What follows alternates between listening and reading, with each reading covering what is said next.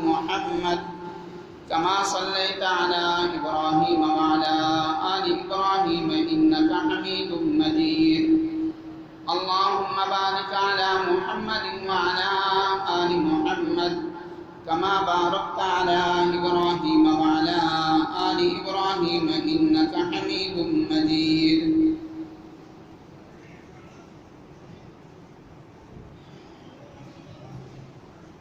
اللہ رب العزت نے یہ دنیا انسان کی آزمائش کے لیے بنائی ہے۔ جو اس آزمائش کے اندر کامیاب ہوا تو اللہ رب العزت نے اس کے لیے جنت کا اعلان کرنا ہے۔ جو اس آزمائش اور امتحان کی گھڑی میں ناکام ہوا تو اللہ رب العزت نے اس کے لیے جہنم کا اعلان فرمانا ہے۔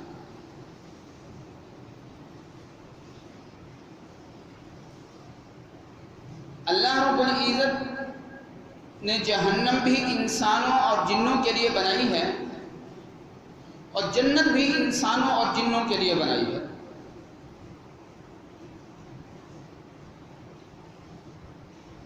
اور اللہ رب العزت کی جو رحمت ہے، اللہ کے غصے، اللہ کے قہر اور اللہ کے عذاب پر ہے بھی ہے۔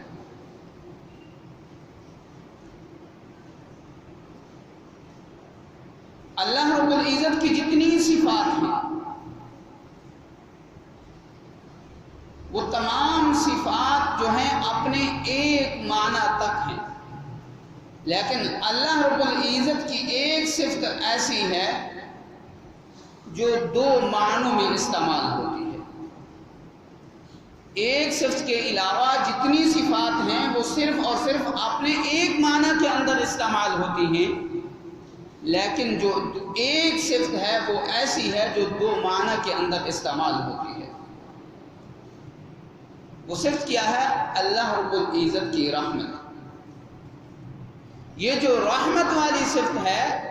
یہ رحمان کے معنی بھی استعمال ہوتی ہے اور رحیم کے معنی میں بھی استعمال ہوتی ہے۔ اور اللہ رب العزت بڑے ہی رحیم و کریم ہے۔ ایک انسان اپنی ساری زندگی اللہ کی نافرمانیوں میں گزار دیتا ہے، لیکن جب اس کی موت کا وقت قریب آتا ہے، موت سے پہلے جب وہ ندامت کے ساتھ اللہ کے سامنے اپنا سر جھکا دیتا ہے، ندامت کے ساتھ اللہ سے معافی مانگ لیتا ہے، تو وہی انسان جو ساری زندگی اللہ کا نافرمان تھا، وہی انسان جب توبہ کر لیتا ہے اللہ کا دوست اور اللہ کا محبوب بن جاتا ہے۔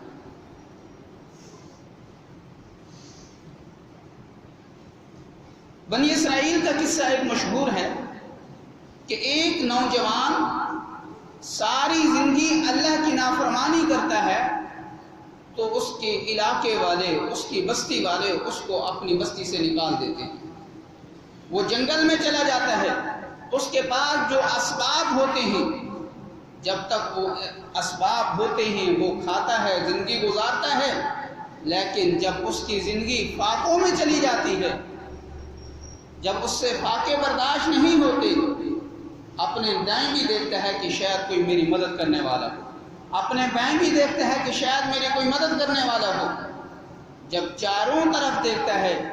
کہ اس کی کوئی مدد کرنے والا نہیں ہے تو آسمان کی طرف منہ اٹھا کے کہتا ہے، اے اللہ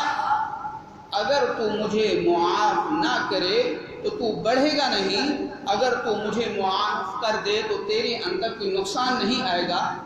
تو اللہ رب العزت یہاں پر اس کی نفرت کا اعلان فرما دیتے ہیں، اس کو موت آ جاتی ہے۔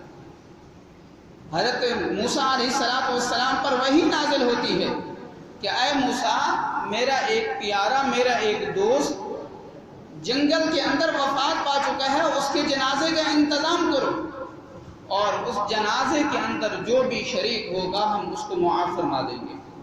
موسیٰ علیہ السلام اپنی قوم کے اندر یہ اعلان فرماتے ہیں کہ اللہ کا ایک پیارا اللہ کو پیارا ہو چکا ہے، اللہ کی طرف سے یہ اعلان ہوا ہے کہ جو اس کا جنازہ ادا کرے گا، جو اس کے جنازے میں شرکت کرے گا، ہم اس کو معاف فرما دیں گے۔ تو پوری بستی والے جو ہیں اس آدمی کے جنازے کے لیے آ جاتے ہیں۔ جب دیکھتے ہیں تو یہ تو وہی انسان ہے جس نے ساری زندگی اللہ کی نافرمانی کی۔ تو وہ قوم حضرت موسیٰ علیہ السلام کے پاس آتی ہے، عرض کرتی ہے اے موسیٰ یہ کیا ماجرا ہے؟ یہ تو وہی انسان ہے جس کی نافرمانی کی وجہ سے ہم نے اس کو اپنی بستی سے نکال دیا تھا، اور ادھر اللہ کا یہ فرمان ہے کہ یہ میرا دوست ہے، جو اس کا جنازہ پڑھے گا ہم اس کو معاف فرما دیں گے۔ تو حضرت موسیٰ علیہ السلام اللہ رب العزت سے ہم کلام ہوتے ہیں، تو اللہ رب العزت سے جب یہ بات عرض کرتے ہیں تو اللہ رب العزت فرماتے ہیں کہ اے موسیٰ تمہارے لوگ جو کہہ رہے ہیں وہ بھی سچ ہے، لیکن جو میں کہہ رہا ہوں وہ بھی اپنی جگہ پہ سچ ہے۔ تو اللہ رب العزت فرماتے ہیں کہ جب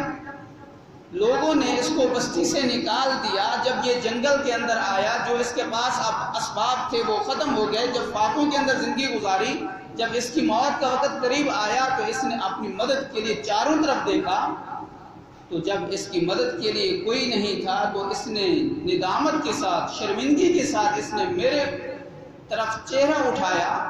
تو میری غیرت نے گوارا نہیں کیا کہ جس کو تمام لوگوں نے تنہا چھوڑ دیا، تو میں تو رب ہوں، اگر میں تنہا چھوڑ دوں گا تو میرے خدا ہونے کا کیا فائدہ ہے؟ تو اللہ رب العزت نے فرمایا تھے کہ یہ تو صرف اور صرف اس نے اپنے لیے معافی مانگی تھی، اگر یہ قیامت تک آنے والے تمام لوگوں کے لیے معافی مانگتا تو ہم پوری انسانیت کے لیے معافی کا اعلان فرما دیتے۔ اللہ رب العزت بڑے ہی رحیم و کریم ہیں، اللہ رب العزت رحم کرنے والے ہیں، اللہ کسی کے ساتھ ظلم زیادتی کرنے والے نہیں ہیں۔ ایک آدمی حضور صلی اللہ علیہ وسلم کی خدمت میں حاضر ہوتا ہے، کہتا ہے کہ اے اللہ کے نبی، میں نے اپنی زندگی کے اندر 70 بچیوں کو زندہ دفن کیا ہے، کیا میرے لیے معافی ہو سکتی ہے؟ تو اللہ کے نبی علیہ السلام افسوس کی وجہ سے کہ 70 بچیوں کو اس نے زندہ دفن کر دیا، تو حضور علیہ السلام کی پیشانی پر پسینہ آیا، اور حضور علیہ السلام نے اپنی پیشانی پر ایسے ہاتھ رکھا، 70 بچیاں اس نے زندہ دفن کی، تو وہ آدمی یہ سمجھا کہ آج ایسے ہی لگتا ہے کہ میری اللہ کے ہاں توبہ ہی قبول نہیں ہوگی۔ جیسے ہی اس کی زبان سے دھاڑ کی آواز نکلتی ہے تو اللہ رب العزت کی طرف سے جبرائیل امین علیہ السلام وحی لے کر آ جاتے ہیں، قل یا عبادی الذین اسرفوا علی انفسہم لا تقنطوا من رحمت اللہ۔ یہاں پر جو اللہ رب العزت نے جو لفظ ذکر فرمایا ہے قل یا عبادی الذین، اگر کوئی انسان اپنے باپ کو تنگ کرتا ہے، ماں باپ کا نافرمان ہوتا ہے، تو ماں باپ اس کو دھتکار دیتے ہیں، دفع ہو جا، ہماری نظروں سے دور ہو جا۔ لیکن ایک انسان اللہ کی نافرمانی کرتا ہے، جب وہ صرف اور صرف اپنی عمر کے آخری حصے میں بھی اللہ سے معافی مانگنے کے لیے آ جاتا ہے، تو اللہ رب العزت اس کے لیے کیا الفاظ ذکر فرما رہے ہیں؟ قل یا عبادی الذین، اے میرے لال، میرے پیارے بندوں کو کہہ دو۔ ایک تو نافرمان ہے، پھر بھی اللہ نے اپنے نافرمان بندوں کے لیے کون سے الفاظ استعمال کیے؟ میرے پیارے بندوں کو کہہ دو کہ جنہوں نے اپنے نفس پر ظلم اور زیادتی کی ہے وہ میری رحمت سے مایوس نہ ہوں، میری رحمت سے مایوس نہ ہوں، وہ میرے سامنے معافی مانگے تو میں تو ان کو معاف کرنے والا ہوں۔ ہماری دنیا کا یہ اصول ہے کہ اگر ایک انسان کسی سے احسان لینا چاہتا ہے تو ایک انسان کو پتہ ہے کہ یہ آدمی اس کو کچھ مدد کی ضرورت ہے، تو کچھ وقت کے بعد جائے تو وہ انسان اس انسان سے کہتا ہے کہ پہلے کہاں تھا، تو پہلے کیوں نہیں آیا، تو اب کیوں آیا ہے۔ لیکن اللہ رب العزت کی ذات ایسی نہیں ہے، اگر ہم جوانی اللہ کی نافرمانی میں گزار دیں، ہم پورا بڑھاپا اللہ کی نافرمانی میں گزار دیں، لیکن موت سے کچھ وقت پہلے ہم اللہ کے سامنے ندامت کے ساتھ جب ہاتھ اٹھائیں گے، اللہ ہم سے یہ نہیں پوچھے گا کہ تم نے جوانی نافرمانی میں کیوں گزاری، تم نے اپنا بڑھاپا نافرمانی میں کیوں گزارا، اب تم کیوں آئے ہو، پہلے کیوں نہیں آئے تھے۔ اللہ ہم سے یہ سوال نہیں کرے گا، اللہ فوراً ہی ہمیں معاف فرما دے گا۔ حدیث مبارکہ کے اندر آتا ہے کہ جب اللہ رب العزت نے شیطان مردود کو آسمان سے نکالا تو شیطان نے اس وقت قسم اٹھائی، فَبِعِزَّتِكَ، اے اللہ تیری عزت کی قسم، میں تیرے بندوں کو آگے سے بھی گمراہ کروں گا، پیچھے سے بھی گمراہ کروں گا، دائیں سے بھی گمراہ کروں گا، بائیں سے بھی گمراہ کروں گا۔ تو فرشتے کہنے لگے کہ اب تو ابن آدم کی خیر ہی نہیں ہے۔ تو فرشتوں نے اللہ رب العزت کے سامنے عرض کیا، اے اللہ اب آدم کی اولاد کا کیا بنے گا؟ چاروں طرف سے فرشتے کہتے ہیں چاروں طرف سے جب شیطان آدم کی اولاد کو گمراہ کرے گا تو وہ تو تیرے فرما بردار نہیں ہوں گے، وہ تو تیرے نافرمان ہوں گے۔ شیطان نے خود کہا تھا وَلَا تَجِدُ أَكْثَرُهُمْ شَاكِرِينَ کہ اکثر لوگ جو ہیں شکر گزار نہیں ہوں گے، وہ نافرمان ہی ہوں گے، ناشکر ہی ہوں گے۔ تو اللہ رب العزت نے فرمایا کہ اس نے آگے کا، پیچھے کا، دائیں کا، بائیں کا تو ذکر کیا ہے، لیکن اس نے دو جگہ پھر بھی چھوڑی ہیں، ایک اوپر کی اور ایک نیچے کی۔ تو اللہ رب العزت نے، شیطان نے ایک قسم اٹھائی اور اللہ رب العزت نے دو قسمیں اٹھائیں۔ کیا فرمایا؟ فَبِعِزَّتِي وَجِلَالِي، مجھے اپنی عزت کی قسم، مجھے اپنے جلال کی قسم، جب میرا بندہ میری نافرمانی کرنے کے بعد جب ہی میرے سامنے ہاتھ اٹھائے گا تو میں اس کے ہاتھ جھکانے سے پہلے ہی اس کو معاف فرما دوں گا۔ تو اللہ رب العزت نے کیا فرمایا کہ ایک اوپر والی جگہ اور ایک نیچے کی جگہ۔ تو جب میرا بندہ میرے سامنے اوپر کی طرف ہاتھ اٹھائے گا تو اس کے ہاتھ جھکانے سے پہلے ہی میں اس کے گناہ معاف فرما دوں گا۔ اور پھر دوسری جگہ جو نیچے والی ہے کہ جیسے ہی میرا بندہ گناہوں والی زندگی گزارنے کے بعد جب اس کے دل کے اندر میرے لیے احساس پیدا ہوگا تو جب وہ میرے سامنے سجدہ ریز ہوگا تو سجدے سے اپنی پیشانی اٹھانے سے پہلے ہی میں اس کے لیے معافی کا اعلان فرما دوں گا۔ ایک اللہ کا قانون ہے اور ایک اللہ کی رحمت ہے۔ اللہ کا قانون کیا ہے؟ فَمَنْ ثَقُلَتْ مَوَازِينُهُ فَأُولَٰئِكَ هُمُ الْمُفْلِحُونَ کہ جس کی نیکیاں اس کے گناہوں پر ہیوی ہو گئیں، یعنی جس کی نیکیاں زیادہ ہیں گناہ کم ہیں، اللہ اس کے لیے جنت کا اعلان فرمائیں گے۔ اور دوسرا کیا قانون؟ وَمَنْ خَفَّتْ مَوَازِينُهُ فَأُولَٰئِكَ الَّذِينَ خَسِرُوا أَنفُسَهُمْ کہ جس کے گناہ زیادہ ہیں، نیکیاں کم ہیں، اللہ اس کے لیے جہنم کا اعلان فرمائیں گے۔ یہ ہے اللہ کا قانون۔ لیکن اللہ کی جو رحمت ہے وہ اللہ کے قانون پر بھی حاوی ہے کہ اللہ جس کو مرضی چاہے معاف کرنے والے ہیں۔ ایک امام گزرے ہیں علامہ ابن قیم رحمۃ اللہ علیہ، ان کی کتابوں کے اندر ایک واقعہ لکھا ہے کہ یہ اپنی بستی کے اندر، گلی کے اندر جا رہے ہیں، ایک ماں اپنے بیٹے کو مار رہی ہے، زبان سے گالیاں بھی دے رہی ہے، تو نہ پیدا ہوتا ہے اس سے اچھا تھا، تو نے ساری زندگی ہمیں ذلیل و رسوا کیا ہوا ہے، تو نے ہمیں بدنام کر کے رکھا ہوا ہے۔ مار بھی رہا ہے، مار بھی کھا رہا ہے، رو بھی رہا ہے۔ جب ماں مار کے تھک جاتی ہے اور ماں اس کو گھر سے دھکے دے کر نکال دیتی ہے۔ علامہ ابن قیم رحمۃ اللہ علیہ فرماتے ہیں کہ میں یہ سارا ماجرا دیکھتا رہا تو بچہ جب گلی کے کونے تک پہنچتا ہے تو وہاں پر پہنچ کر واپس آ کر اپنے گھر کی دہلیز پر سو جاتا ہے، تو میں اس کو اٹھا کر کہتا ہوں کہ تیری ماں نے تو تجھے یہاں سے نکال دیا ہے، پھر تو یہاں پر کیوں آیا ہے؟ تو وہ کہنے لگا میں دنیا کے جس کونے میں مرضی چلا جاؤں، جو ماں کی ممتا ہے وہ مجھے صرف اور صرف یہاں سے ملے گی، کسی اور جگہ سے نہیں ملے گی۔ تو کہتے ہیں کہ وہ بچہ وہیں پر سو گیا،